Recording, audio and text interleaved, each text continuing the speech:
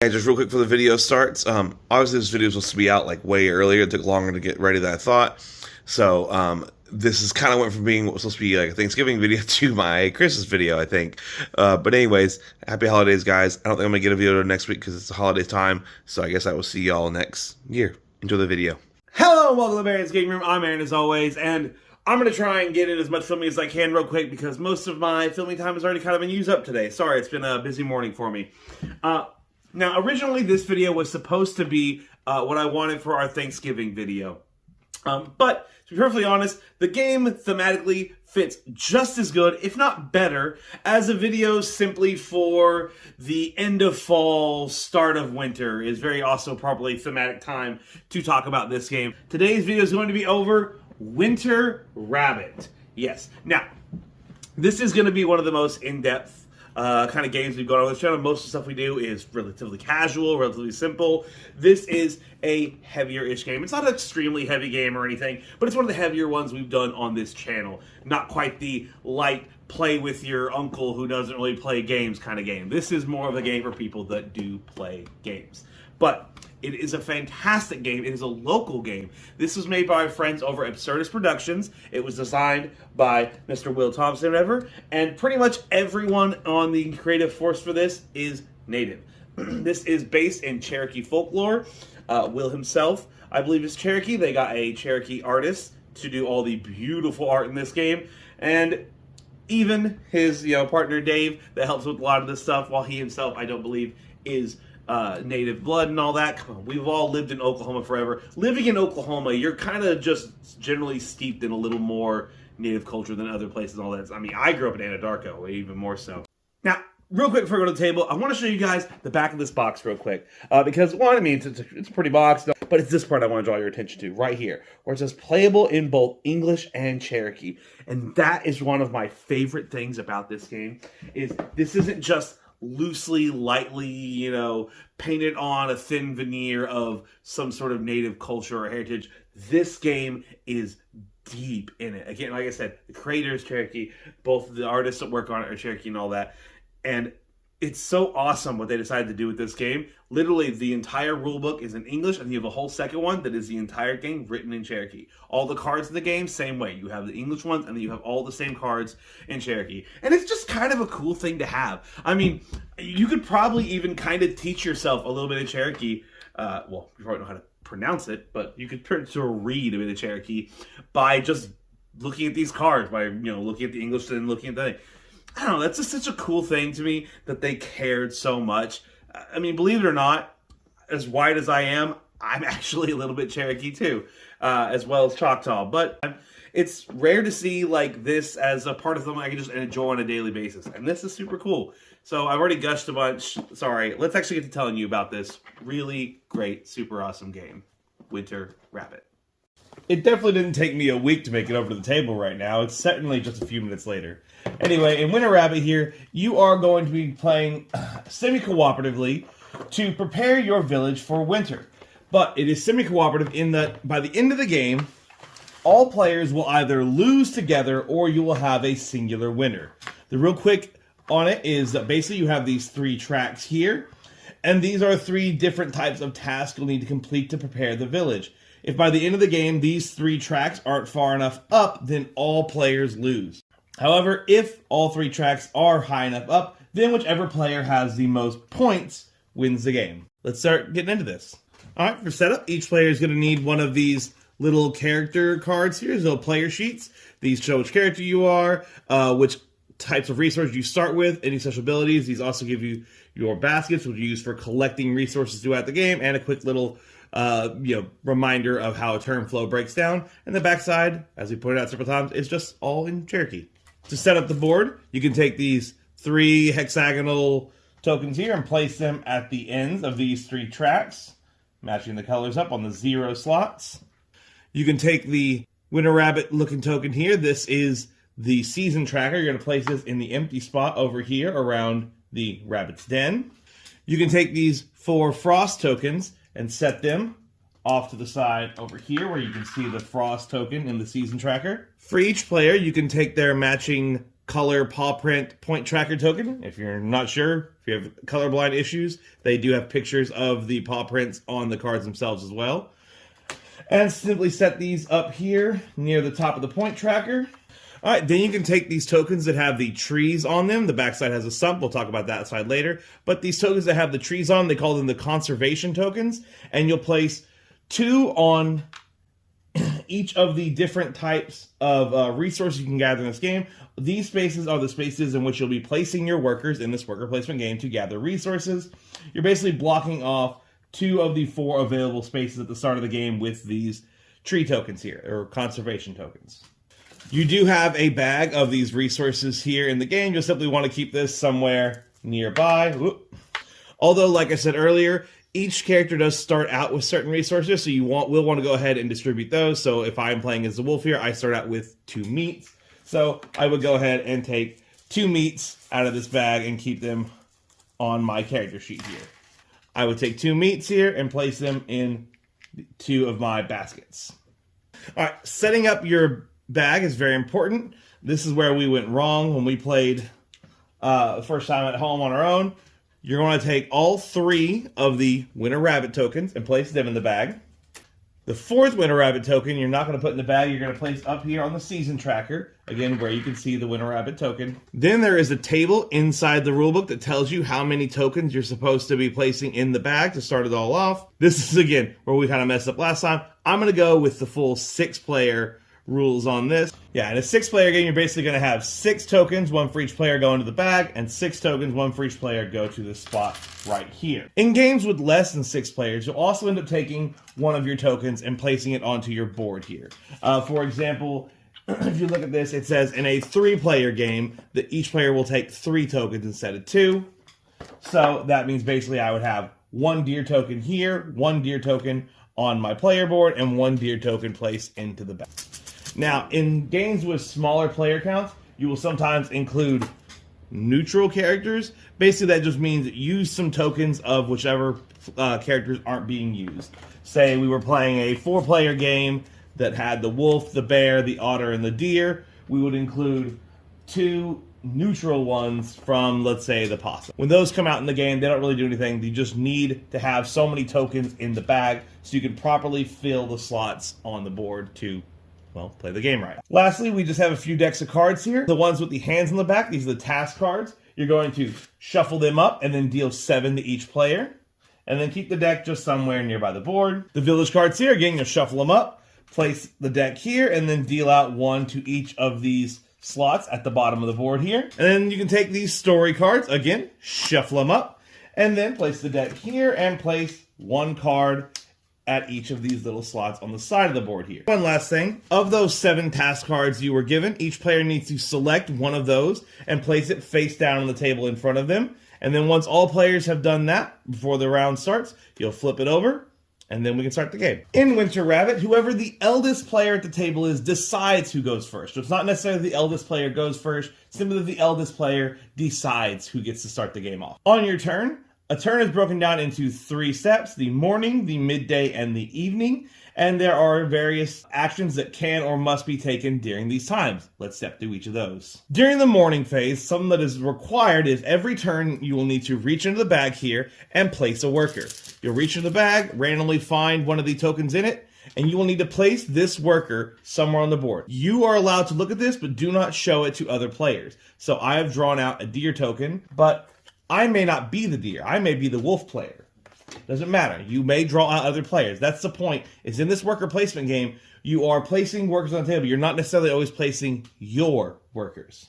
So I've drawn out the deer token here. I must now place this to one of the resource spaces around the board face down. Again, I'm allowed to look at it, but other players are not allowed to know which token I drew out. I could pick any of the open spots, say one of the open spots here at the corn, and place my worker face down in that spot. If once you place your token, all open slots of that resource are now full, it will now generate the resource. So basically, you're going to flip over all of the tokens there. When any resource generates, all players are going to see 1 of that resource. So get into your bag here, or you might already have these dumped out or something, and every player is going to get 1 corn. they can place this in any of the open baskets they have on their player card. If they have any, if they don't, we'll go over that in a sec. Then, for each player that has a token here, they get an extra one of that resource. So, the deer and the possum players would each actually get 2 corns. One for it generating in general, and then one for being one of the tokens on that space. If they were 2 tokens of the same character, say they were both deers, then that player would end up getting 3. Make sense? Sometimes there are certain village or story cards which will have effects whenever certain areas generate resources. Just keep an eye out for those and see if there's any extra effects that need to happen because one of the other cards on the table says when corn generates, do this. Another important thing is while gathering resources, you only have 6 baskets to start. If at any point you end up getting more resources and you have slots here, you can trade out which ones you keep with you, but any of the ones you choose to discard end up going here to the rabbit's burrow. So let's say, for example, this is what I already have in my baskets. I've gotten these 2 pieces of wood here that I don't want to add. I would take them and add them to the rabbit's burrow right there. Speaking of the rabbit's burrow, if you were paying attention earlier, you might remember that we put a few rabbit tokens into this starting bag. For those of you that may not know, the rabbit is a trickster in Cherokee folklore. He is lazy and doesn't want to work. Whereas all the animals are trying to work together to prepare the village for winter, he is simply slacking off and trying to bum off of their resources. The winter rabbit is, again, already mixed into tokens in the bag, so you will be drawing him out throughout the game. Whenever you draw the winter rabbit out, you'll place him face down on a tile, just like on an open space, just like any other worker place token. However, whenever a resource area is filled and generate, as you flip over the tokens, if you reveal the winter rabbit, instead of the resources going to all the players, the winter rabbit is going to steal your resources. Now, he's not going to get 6 pieces of wood plus another 2 for these. No, that'd be crazy. Basically, whenever he is revealed, you put one of the resource in there for each token on this. Since there are 2 tokens here, we're going to find 2 pieces of wood and add them to his burrow. Like I said, it's just 1 per token at the area. If there's ever more than 2, which there's a way to do that, we'll get there in a sec, then you'd put maybe 3 there if there were 3 tokens at this area. Real quick before we move on to the midday step, let's finish talking about morning a little bit more. These conservation tokens, these tree tokens around the board, they are there to represent land that you may need to chop down and till and stuff to do the work you're needing to do, but by doing that, it's going to generate more resources at the moment, or kind of more resources, but it'll make it harder to fill in the future. Basically, on your turn, whenever you draw out a worker before you place it down, if an area is already full, you can choose to take one of these tree tokens, remove it from the board, and place the token you just drew in its place instead. This will immediately cause that to generate resources. Now, to be clear, whenever you place your worker in the spot with the tree, it doesn't do a full resource generation. Basically, whichever player places their piece there gets the resource. So the otter cleared out a tree and placed their token there, so the otter is going to get 1 corn to add to their player board. However, this tree that you remove from your board, also from the main board, has to be added to your player board. Yes, you'll need to take the stump side here and place it into one of your baskets. This now blocks up and takes up one of your baskets for gathering resources. If your board's already full, you'll need to put some stuff over into the rabbit's burrow, because this has to go into one of the baskets you have available. You don't have any available, you got to clear some space. Real quick, also, if you end up deciding to place a token onto a resource area that already has a winter rabbit, or if this was the winter rabbit, you would instead generate that resource and it goes straight to the burrow, not to you. So if the otter for some reason decided to place theirs here, it would place another wood. I swear I'm not meaning to make it all wood. It would place another wood into the rabbit's burrow. All right, and that should really be everything about the morning step, which again is always placing workers around the board and generating resource. Let's go on to the midday step of a turn. During the midday step, you are going to choose one of these few actions here. You can either place a second worker, which is simply going to be reaching into the bag, finding another worker, and adding it to the board somewhere. In a game where you have the extra tokens on your board here, you could choose, instead of reaching into the bag at any point, to place the one on your board straight out as well. the one that's on your board is always going to be used. So like if it was a game where I had the possum player, I would have an extra possum token on my board that I could simply take off and place in place of either the morning or midday step of placing a work. Another thing you can do is you can build a village card. Again, these are village cards. You'll see that along the side of them here, they have resources. You can turn in those resources to complete the card. They have various effects. Whoops, I just realized I've been using the Cherokee cards this whole time. Let me swap those out. There we go, that's better. They have the English, they still have the Cherokee on them, but yes, now it's in English. You'll see over here they have resources that you need to spend to end up utilizing the card. Also, you'll see any points there were. So if I choose to do this one, I could turn in a meat and a rock, and then I would gain 1 point. Just pop up one on the tracker here that goes down on the side, over and down the side. These cards can have a lot of various effects, but as you can see from all the ones out at the moment, one of the common ones is giving you more baskets to fill. So if I complete this one, I would take this card and leave it by me, and I now have 2 more baskets I can use to fill up with resources, including a special ability that says, when wood generates, I gain 2 wood. Various things like that. But actually, funny enough, that's the one that came out several times. Weird. Let me find some different one. Or how about this one? It just gives you a whole lot more baskets to use. Or ones like the Winter House, which give you an extra slot to store your tokens. Basically, instead of having tokens all get mixed into the bag randomly, having spaces like these means you get to keep more of your tokens with you. So you get to choose when your characters go to the board and where they go.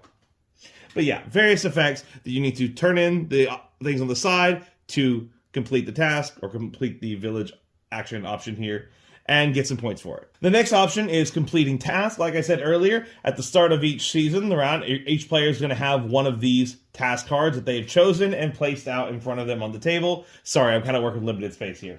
I'll just place it on the board here for now. It'll normally be off to the side. On these cards, down here you have the cost. So if someone wants to complete this card, they would need to turn in 4 meat cards.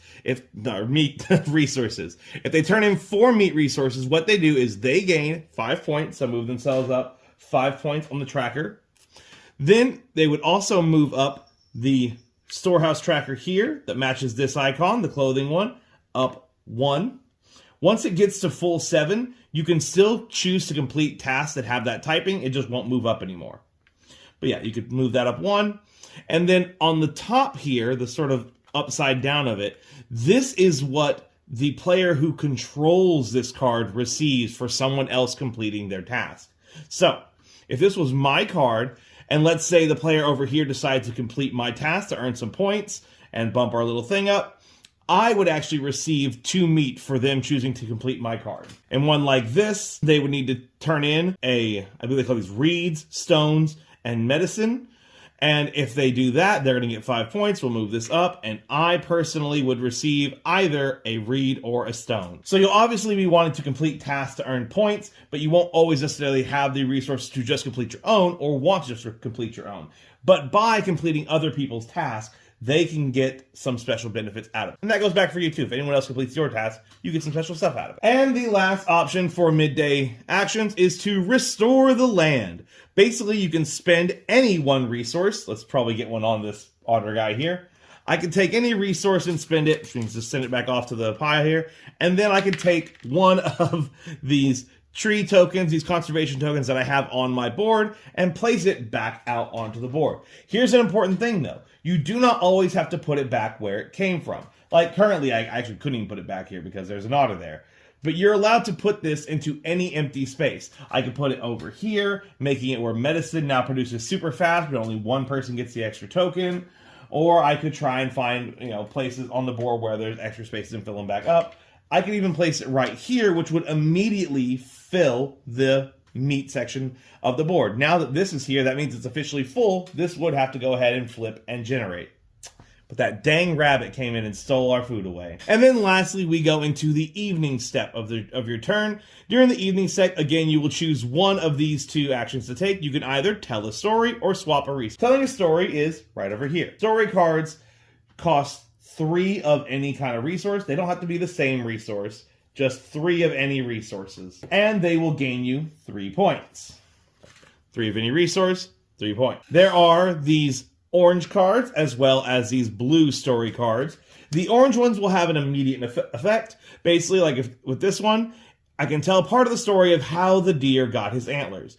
When I do this, immediately everyone gains any one resource for each face-up rabbit on the board. And then the card just gets discarded away. If you do one of the blue, teal, turquoise, whatever color you want to call this ones, these are permanent story effects. So whenever you do one of these, so this one is the Journey to the Sunrise, I would place this one into the center spot in the center of the table. This is now an ongoing effect that we have throughout the game until someone tells a new story that ends up replacing it. So like currently with this one, I can trade any 3 resources for any 1 resource. Now the fun part about this is that these really do have chunks of stories on them, and it is highly encouraged, dare we say required, to read these off. Technically for gameplay purposes, you're not doing anything, but it's just so fun into the lore of it all to sit here and give yourself a nice little education moment to stop and read a quick little paragraph, couple of sentences about the thing. For example, Journey to the Sunrise. The sky is a great vaulted dome that touches the ground in the east and west. At sunrise, the vault lifts so the sun can enter and make her way along the arch of the dome. Just cool stuff to read. These are all real stories from Cherokee folklore. And that is a single turn. Now, there's been a lot of talking, but that is a single turn. Again, you will do your morning phase of placing a worker. Your midday, you can either place a second worker, build a village card, complete a task, which are these guys, restore the land, putting trees back to the board. And then for the evening, you can either tell a story or swap a resource. Oh, we didn't go swap a resource. Well, it's kind of obvious. For swap a resource, you basically take one resource off your board and trade it for a different resource. Now, a couple things we didn't go over real quick is the Rabbit's Den. We talked about putting stuff into the Rabbit's Den, but there's actually ways to get stuff out of the Rabbit's Den as well. You might notice there's these 2 little slots right here at the bottom of the Rabbit's Den area. When you are pulling out and placing a worker during the turn, you can choose to place your worker token into one of these slots. When those 2 slots are full, you will flip them over, and then just like any of the other resource areas around here, generate resource. Now the players that are here will get to split all of the resources in the Rabbit's Burrow. So in this example, the bear, which is in the 1 slot, and the fox, which is in the 2 slot, would take turns going bear, fox, grabbing one of the resources from here until it was empty. Unlike during normal resource production, normally whenever you produce resources, if you don't have room for it on your board, then it has to go to the Rabbit's Burrow. But since you're stealing from the Rabbit's Burrow, once you're taking them from the Rabbit's Burrow and adding them to your board, if you don't have any space for it, it just goes back to the overall resource supply off to the side. However, that is if both of the tokens are players. If the rabbit token ends up as one of the revealed tokens for the Rabbit's Burrow, then all the resources in his burrow simply get thrown away. Nobody gets them. Then each player must pay a resource to the Rabbit's Burrow for each rabbit token that is here. So for this example, since there was one there, each player now needs to take 1 resource off their board and add it to the thing because there is 1 rabbit here. In a wild situation, you might have 2 rabbits there. That would mean each player would owe 2. Now, since this area is full and cannot be, used anymore, anything that goes here for the rest of this season will just stay here into the next season. That's right, we're still on just turns and season 1 of 4 for this game. So that's how you do everything on a turn. Now let's go over the seasons of the game, basically the overall rounds. Once the last token is drawn from the bag, that is the end of the season. As soon as the season is over, the winner rabbit token here will progress to the next spot. Anything in that spot will get added. So at the second season, you'll end up adding another token for each player to the bag. Well, actually, you'll end up having an extra one that can either be placed to your board here if you don't have one already there. That's the wrong animal. There we go. And then all the rest are going to put in the bag. But yes, basically every player gets an extra token added to the game in the second season. In the third season, fall, obviously. Right? No, summer. Spring, summer, fall. There we go. I'm an idiot. You'll end up adding another winter rabbit token to the bag so he can steal more stuff. And then finally, by the 4th season, you will add these 4 winter tokens in. We will go, or frost tokens. We'll go over these in just a little bit. Otherwise, what you need to do for each new season is that you need to take all of the player tokens, and they end up either need to go into your player board or into the bag. You will need to refresh all the village cards, take any that are here, get rid of them, and place 4 new ones out. Oh, one quick thing I didn't mention earlier. When you're doing the build a village action during the midday phase, You can do multiple, but these don't refresh till the end of a turn, so that you can only do these 4. If I do this one, I don't refresh it to the end of a turn, so I can only complete up to 4 of them.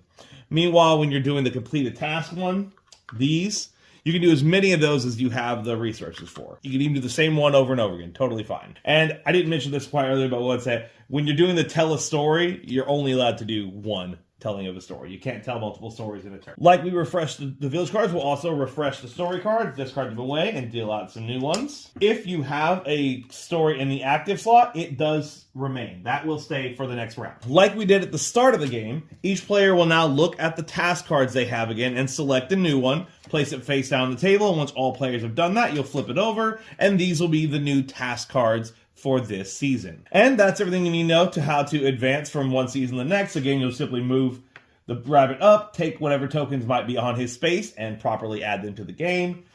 Take all the tokens on the board and give them back to players of the bag. Reset your cards and put out new task cards. Of course, like I said earlier, anything here stays in the rabbit's burrow until it's pulled out, and any card here stays there as well. Now, I mentioned these frost tokens. Once you hit winter, you will take these 4 frost tokens and you will place them into the worker placement bag as well with all of the other workers. Those are going to be what determines the end of the game. As you're playing your game, you will still go ahead and reach in and pull out tokens. Ooh, wow, I accidentally did that. But now you will sometimes pull out these frost tokens. When you pull out a frost token, simply place it onto the board somewhere. I don't believe it has a set place to place it. Yeah, there's not really a set place for it. Just place it somewhere. You can place it on the season markers or just somewhere off to the side. Simply place the frost token somewhere off to the side and draw a new worker anytime you draw out a frost token. So it's the start of my turn. I drew out a frost token. Let me draw out another one. Hey, now I got a worker, so now I'll take my turn as normal. However, unlike the first 3 seasons, in the first 3 seasons, again, the season ends whenever all the workers have been drawn out of the worker bag. In winter, once the frost tokens have been added to the bag, the season and the game ends whenever all 4 frost tokens have been drawn from the bag. Once the 4th frost token is drawn, that is immediately the end of the game. The current player who drew that out will still finish playing their turn, but then that's game over, and we'll see what happens from there. First off, you need to figure out if you even have a winner at all. These 3 storehouse trackers, if they are not all 3 at 7, then everyone loses the game. If even one of them hasn't made it to 7 yet, then all players lose the game because you did not prepare the village for winter, unfortunately. However, if all 3 of them are at the full 7, then you will look at the board here and see whichever player has the most points. Whichever player is highest up on the point tracker is going to be the winner of our game. The board here goes up to 50. In a situation where you happen to go over 50, you can simply flip your token over and you'll see it says 50 on that side. So you can just restart back down this side with 50 plus whatever you're at here. So in this completely fake made up version I have at the moment, we have the bear terrapin. This is the turtle. We have the terrapin winning with 55 points. If you happen to have a tie between 2 or more players, then the player that has the fewest village cards in front of them wins the game. So again, these are village cards. Whichever player has the fewest number of them in front of them ends up being the winner of the game because they somehow work just as hard as the other guys with fewer assistants, basically. And I really think that should cover all of it. I will do a quick little reminder of stuff generates based on how many open spaces there are. So as the game goes from season to season, you will end up having the board sort of fluctuate on things like how this one needs 3 to generate, this one needs 1 to generate. It doesn't really change the gameplay much other than you need to have more or fewer tokens there to generate. In this situation, as soon as one person plays a token there, it's immediately going to generate. Everyone gets a meat, and Just the Possum gets the extra one. Meanwhile, something like wood, having fewer or more open spaces right now, whenever it generates, there we go. Now, you need 3 people there to get wood. Everyone gets 1. And look, the otter's actually going to get 2 extras, and the deer will get an extra. So the board sort of can fluctuate and change throughout the game as these conservation tokens are possibly picked up and re-added to the board, since they don't always have to be added back perfectly to 2 and 2. They can get sort of swapped around. You can even have situations where one is totally blocked up, where someone would actually have to clear some land away to even have access to it. But I think that's everything we need to know on how to play Winter Rabbit, so let's go back up and I'll give you my thoughts and opinions. I say give you my thoughts and opinions like I haven't already been gushing over this game from the beginning. Look, I don't play a lot of more in-depth games, and this really isn't that heavy of a game. I understand that. I know games get way heavier than this, but I am a generally pretty casual player. I really like my abstract strategy games, and I love really thinking hard on those, but as far as heavier board games with a lot of, moving pieces around, I don't tend to play a lot of those ones. And again, I understand this isn't that much of one, but it's a little heavy for what I usually play. If you watch this channel, you know that we clearly play a lot of casual games where I'm like, oh yeah, you do like one of 3 things on a turn, and there you go. In fact, this has several phases and like 4, 5, 6, 7 different things you can do on a turn. It's heavier than the normal games I play. Not saying it's going to be heavy for you, it's just kind of heavy for me. But I still really enjoy it. In fact, I think kind of playing this game through its development, again, I am friends with the creators, Absurd Productions and Will and Dave, so I've been playing this game for quite a while, for many years before it ever got released, and I've seen lots of iterations of the game. I've played much longer versions of the game, and I think they've made their way to a really tight, nice feeling game. And I do think playing this over the years has kind of gotten me a little more into playing a little more Euro, certainly worker placement, which is something I really didn't touch before this. I don't think I had played a worker placement game before this.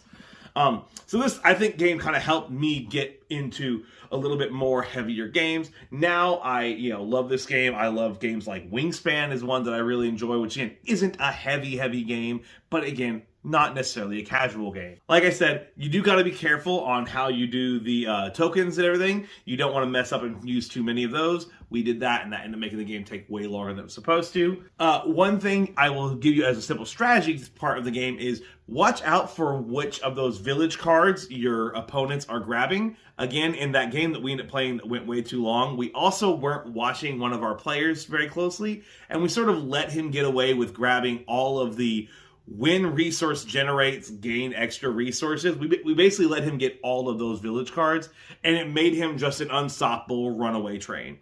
Every time anything generated, he got the one that it generated. He got any extras for tokens he had there. Plus, he got an extra 2 just for his little resource cards for all resources.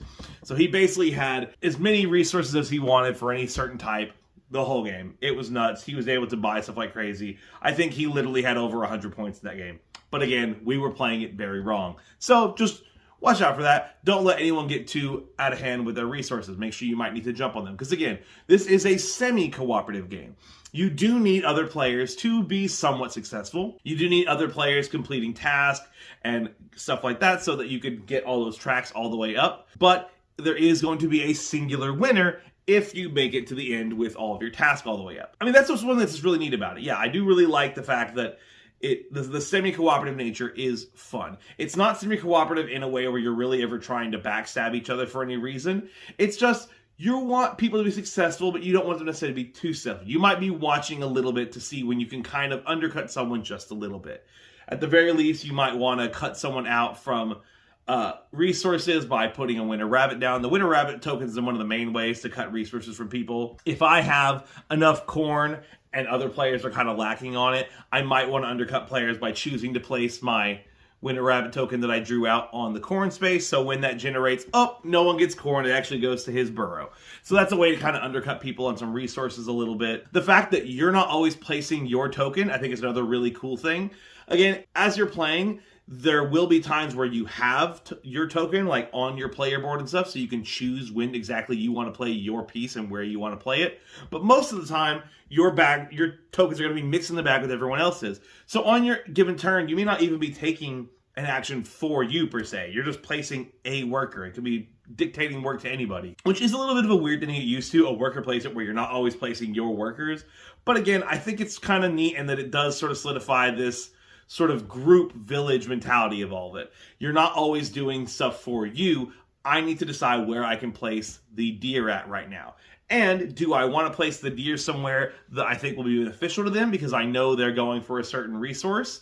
Or, do I want to try and undercut them a little bit by putting them somewhere they don't really need? I'm staring at the deer's board. I know they have a bunch of wood on it already, and I can see that they're trying to complete or they've talked about trying to complete something they need medicine for. So I could be nice and put them on the medicine space, or I could put them in wood just to give them more of a resource they don't really need. And this isn't even counting the fact that you might even already know some of the tokens on the board. I might already know that the Winter Rabbit is at that space because maybe I'm the one that placed it there earlier.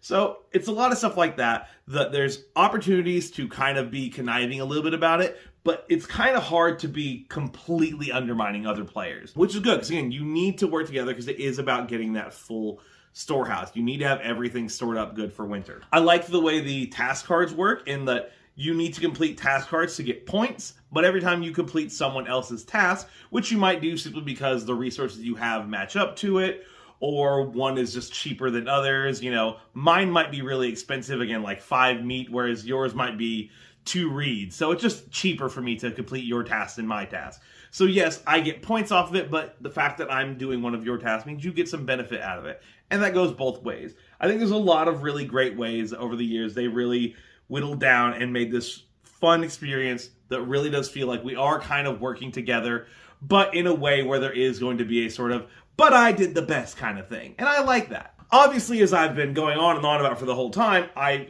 thoroughly enjoy the theme of it. I thoroughly enjoy the art of it. I love the storytelling aspect of it.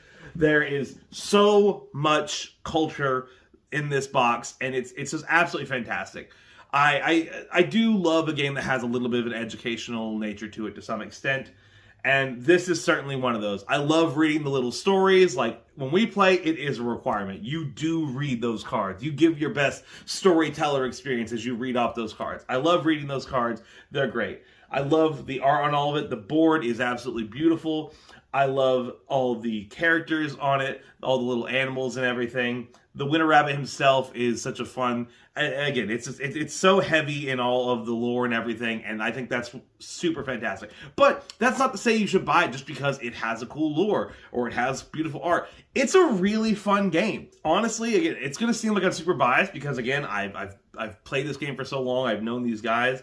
But, man, I believe me or not, I would say if it was something not really for me. In fact, there were earlier versions of this game that absolutely were not for me. That it just wasn't quite what I was into yet at the time, or there were aspects of it I didn't like.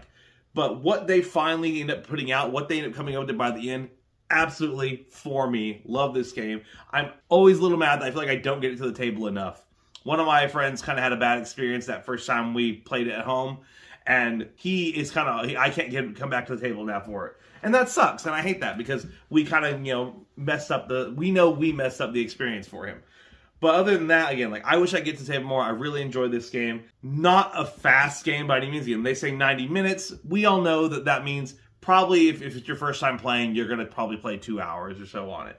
You shouldn't play as long as we did because we messed up. But it might take a little longer and all that. But I don't really ever feel like the game feels like it's dragging. I don't really ever feel like, it's been so long since my turn. Like, you draw a token, you place it. You decide what you want to do next. You decide what you want to do at the end, you're done. You're always taking 3 actions in a turn, maybe a few extras if you're kind of completing several tasks or something like that. And there's not too much change turn to turn that you can't spend the time between your turn and the next turn deciding what you're going to do. I think it's beautiful. I think it's very creative in how they try and push the cooperative nature of it while still having a civic winner. There were versions where they tried to go full cooperative and then yada yada. I think what they settled on was the best way to go about it. I love all the lore to it. I mean, God, guys, I'm a broken record at this point. If you are a fan of, let's just say, lighter-esque worker placement games, Euro-style games, this is going to be for you. If you are someone that is a fan of Native American culture and folklore, this is a game for you. If you are someone who is Cherokee and want to have something that is entirely in your language, again, there are cards and rule books that are entirely in that language and all that. This is just kind of a cool thing to have around your house. If that relates to you, this is just a cool thing to have around in general if you like this sort of stuff. And if you're just looking for a good game, this is a great one to have around. Very obviously here, Winter Rabbit. It's Baron approved.